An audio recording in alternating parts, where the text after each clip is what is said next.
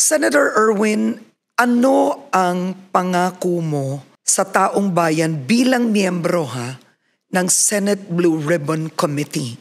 Dapat kasi may managot dito Ninakawan ang tao. Bilyon-bilyon. Ano ang dapat mangyari? Alam mo, Ms. Karen, mabuti na tanong mo yan. Kaya nga, the other day, few days ago, laman ako ng social media, ginawan ako ng memes ng tao because of what I said. Oo, yung bend the law. Yes, bend the law. Ika nga to please the people. Nagpapasalamat ako doon sa mga nagtawag ng pansin. So, kasi nirecall ko ulit, nireview ko yung YouTube, yung sa Senate, what I really said. Tama naman, bend the law to please the people. Medyo, it doesn't sit well. It could have been mas acceptable siguro, bend the law for humanitarian reasons like traffic. Kunwari, di ba? You're trying to save someone's life, nakasakay sa sakyan mo. So, di baling mag-overspeeding ka, di bal minsan hindi mo na sinusunod yung stoplight kasi para ma-save yun. It's for humanitarian reason, di ba? Or curfew, yung isang tao, minor, bawal, di ba? Pero siya lang yung breadwinner. He has to earn money for the family. That's another. You're breaking the law, pero it's intentional, pero for a purpose. Diba? There's a purpose. Or ang ibig sabihin mo ba is a more compassionate implementation of the law? Exactly. Yeah, lilinawin ko lang, Ms. Karen. I did not mean it that way. Siguro dala ng bugso ng damdamin na nasabi ko, bend the law to to please the people. Medyo hindi tama, diba? You can bend the law siguro for humanitarian reasons, and that should be addressed to the authorities, not to people like you and me. To the authorities. Lalo na ako, I am a lawmaker. I make laws. Dapat, kung titignan mo kasi sinabi ko, parang you say, it's okay to break the law. We cannot do that. Ibig sabihin, sa mga authorities yun to decide, di ba? Nahuli ka. Or kahit sa West, di ba? Pag may kaso ka. Kasi naisip ko, running in my mind that time, billions ang ninakaw nito.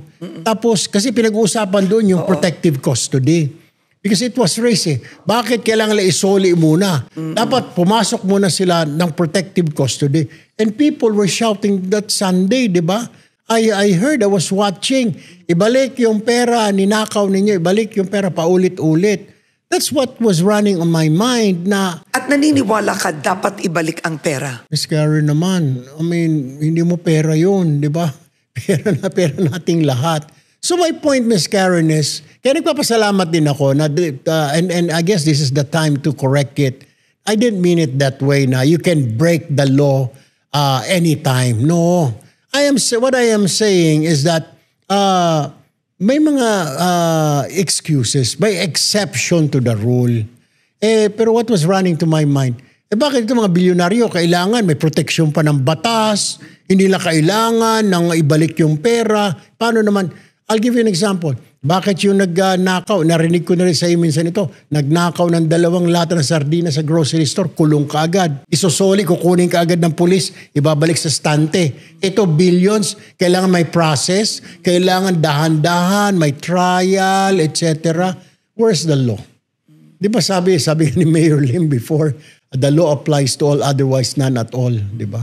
And then let's not forget, Ms. Karen, yung merong kasabihan, alam ng mga lawyers ito, the welfare of the people is the supreme law. The welfare of the people is the supreme. And what's the welfare of the people? Naghihikaw sa taong bayan, kailangan nila yung pera ulit. That is the supreme law. Ibalik mo yung pera namin. That's what I meant.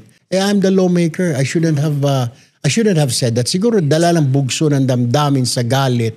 At kaya nagpapasalamat ako. Everybody who made a comment, who reacted, kahit yung gumawa ng mga memes, salamat po, salamat. I'm not angry po, I'm not angry. Alam ko po, you just want to correct me. Loud and clear, I heard you. And sana in the future, if there's incidents like this again, I encourage you to call my attention. Yun lang po, I will be willing to correct it if I made something that is not suitable as a lawmaker. And I accept that. Thank you very much po sa inyo lahat. Seriously, honestly. From the bottom of my heart, salamat po.